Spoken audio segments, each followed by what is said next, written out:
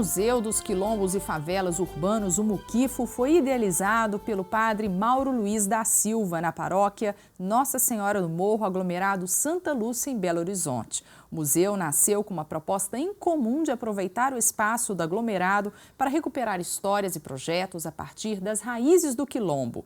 Para registrar esse acervo, foi realizado um documentário. Esse é o tema do Horizonte Notícia Entrevista de hoje, que recebe o idealizador do projeto, padre Mauro Luiz da Silva. Padre Mauro, bem-vindo. Muito obrigado. Padre Mauro, como que surgiu a ideia de um documentário sobre o Muquifo? Ele já vinha sendo elaborado já há bastante tempo. Na verdade, nós levamos quase 8 meses nesse documentário. Foi uma proposta da Rede Minas que nos consultou, né? O museu ele, apesar de só ter 4 anos de existência, já tinha um processo anterior. Surgiu esse interesse cultural, né, de falar de outros espaços da cidade que tratassem principalmente a questão da memória dos moradores de vilas e favelas. E aí começou a ser montada, elaborada uma equipe excelente e várias visitas ao museu, várias visitas ao aglomerado, e o resultado foi esse, né, desse documentário belíssimo, 17 minutos, e ficou de fato um trabalho de altíssima qualidade. Que retrata a realidade do Muquifo. Quando ele retrata de forma sensível, assim, né? Mais do que fazer uma coisa, algo técnico simplesmente, que também tem essa questão técnica que ficou de alta qualidade, mas ele conseguiu atingir a sensibilidade das razões de por que criar aquele museu, né? O que lá na essência motivou, né? Por exemplo, nós tivemos a oportunidade de falar do jardim do museu, que é uma coisa que ninguém nunca tinha se interessado, e mesmo que ele não tenha aparecido exatamente nas imagens, mas de falar que, na essência, ele é o desejo de se criar um espaço acolhedor, né?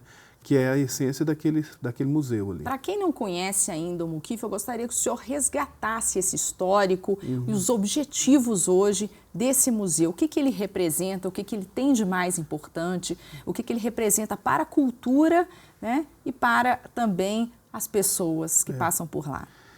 Olha, ele é fruto de um desejo, e eu posso até afirmar, como morador do aglomerado, já há 18 anos, do desejo da própria comunidade. Quando eu cheguei no aglomerado, já existia um grupo de jovens que se organizava em torno das questões de direitos humanos e questões raciais.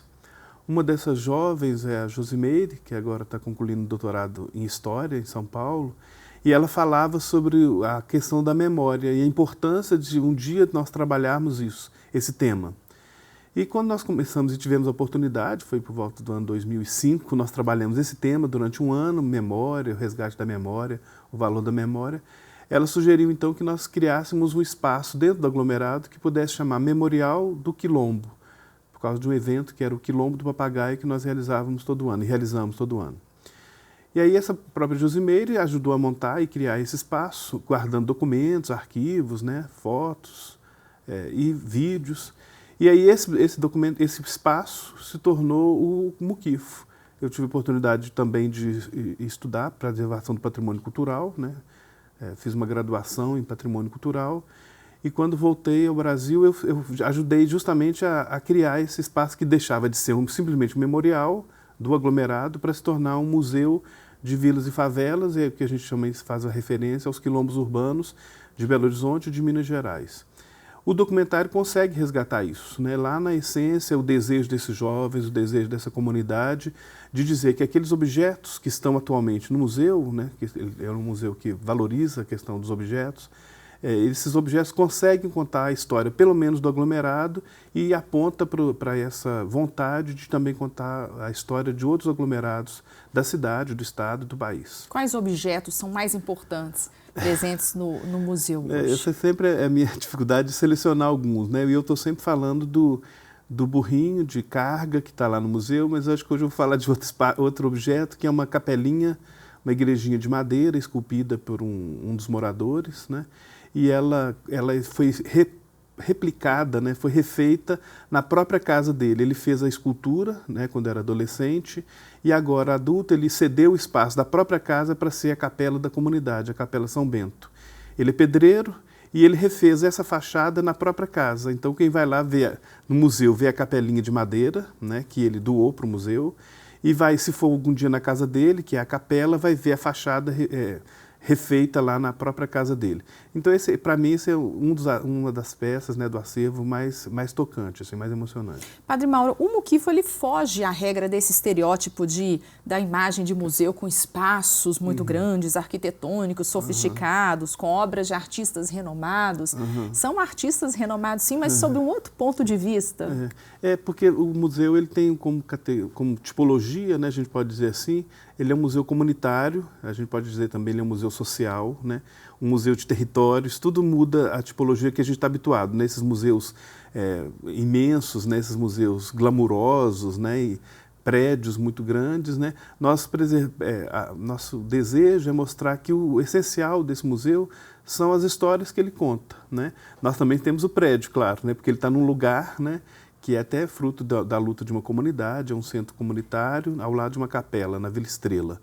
Mas para nós é muito mais importante os objetos que estão ali e as histórias que esse museu conta. Que personagem que é marcante, que história que também é importante para o museu hoje?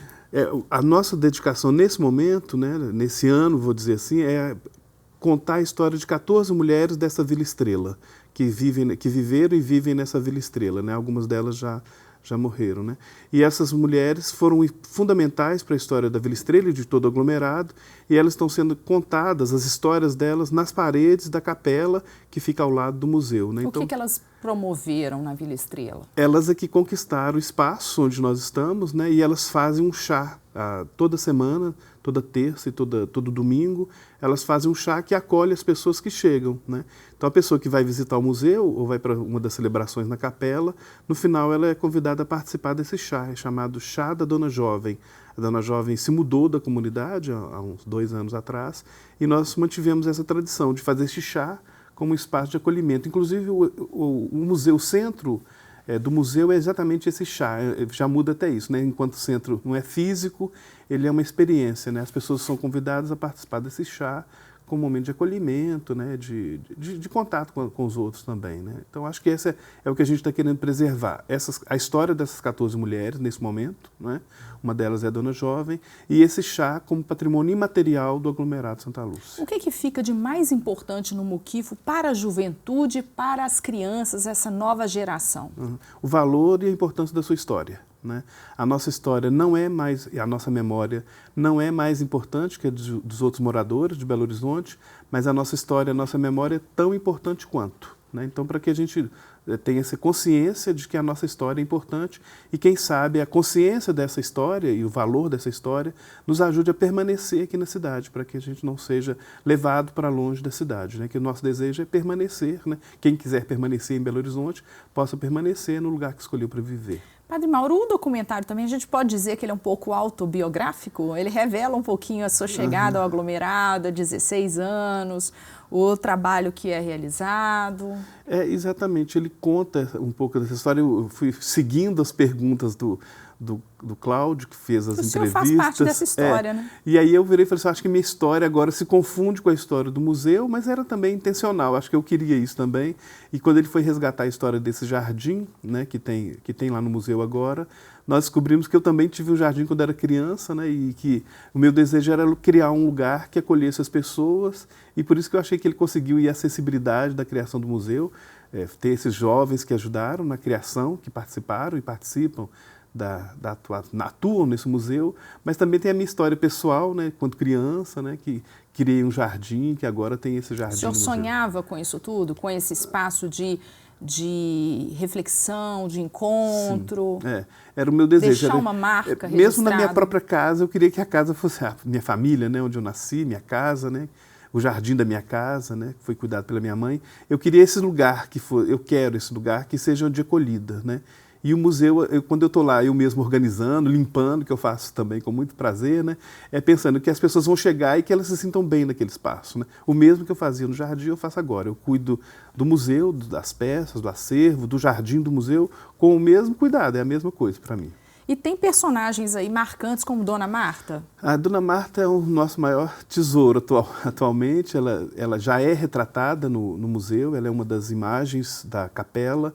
A Santa Efigênia tem o rosto da Dona Marta, ela é um tesouro para a nossa comunidade, frequenta assiduamente o espaço, né, visita o museu frequentemente, mora ao lado do museu E Dona Marta é o maior tesouro. Eu acho que ela é o acervo, se a gente pode dizer assim, que deveria ser visitado, né? O mais rápido, né? Que todo mundo possa visitar essa pessoa, né? Esse tesouro que é a Dona Marta, a sua história, né? Seu modo de ver. Qual que é a história dela, assim? O que ela construiu ali de valor, né? Exato. De Ela é rainha de Santa comunidade. Efigênia, né? Ela participa do Congado a vida inteira. E ela, como rainha de Santa Efigênia, nunca tinha entrado na capela vestida de rainha, né? Tinha vergonha, achava que era uma outra experiência religiosa, que ela não devia entrar lá. E aí, quando eu fui conversando com ela, um dia, já há vários anos, ela vai e participou da celebração vestida de rainha, e a partir daí, sempre que a gente pede, ela vai de rainha e a gente trata ela de fato como uma rainha. Padre Mauro, com certeza lá tem figuras maravilhosas, né? Quem quiser conhecer o museu, qual que é o horário de visitação? Gostaria que o senhor, nesse último minuto, convidasse as pessoas para participarem, conhecerem o museu. Sim, o museu ele fica aberto toda terça-feira, na parte da tarde, e aí nós juntamos com o horário da celebração, que é às 19 horas. E aí tem o chá às 20 horas. Então a terça-feira é o melhor dia, mas quem não tiver disponibilidade na terça-feira pode ligar para a Secretaria da Paróquia e fazer contato e agendar a visita. O telefone? 3296-6583. Também ligar na parte da tarde para poder combinar um horário de visita no museu. Padre Mauro, muito obrigada e também por tornar aí eterna essa história. Eu que agradeço a oportunidade. O Horizonte Notícia Entrevista fica por aqui. Se quiser rever esse programa, acesse o nosso site tvhorizonte.com.br. Até a próxima semana.